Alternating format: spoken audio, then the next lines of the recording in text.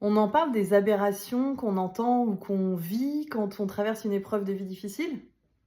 Allez, moi j'ai traversé donc le décès du père de mes enfants. Je me suis retrouvée veuve à 34 ans avec 2 enfants en bas âge à la charge et voici, quelques extraits de choses que j'ai entendues et que je classe dans ce répertoire des aberrations. Alors il y a le banquier, chez qui je me rends, un jour et qui me demande comment va monsieur, alors que je viens à la banque pour, rapporter sur sa demande, une seconde fois le certificat de décès du fameux monsieur, parce qu'il l'avait perdu.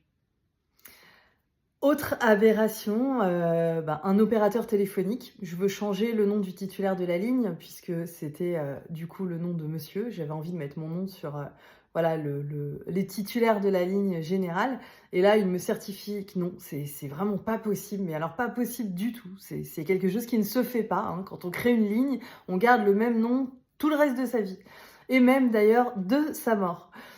Sauf qu'évidemment, quelques années plus tard, je me rends compte en tombant sur une autre personne, qui me pose la question en fait: «Mais comment ça se fait qu'étant donné que cette ligne est résignée, vous n'avez pas changé de nom?»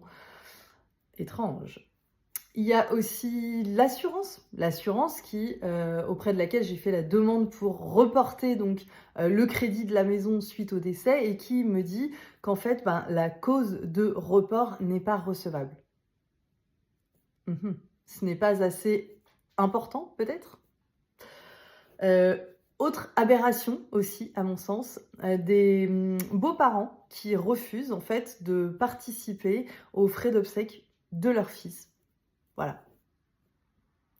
Et j'en ai un petit dernier pour la route, des personnes que tu croises régulièrement, sur, ta route, hein, que tu rencontres, avec qui tu fais connaissance et ou même des proches déjà présents dans ton entourage et puis qui te reprochent régulièrement de ne pas suffisamment avancer.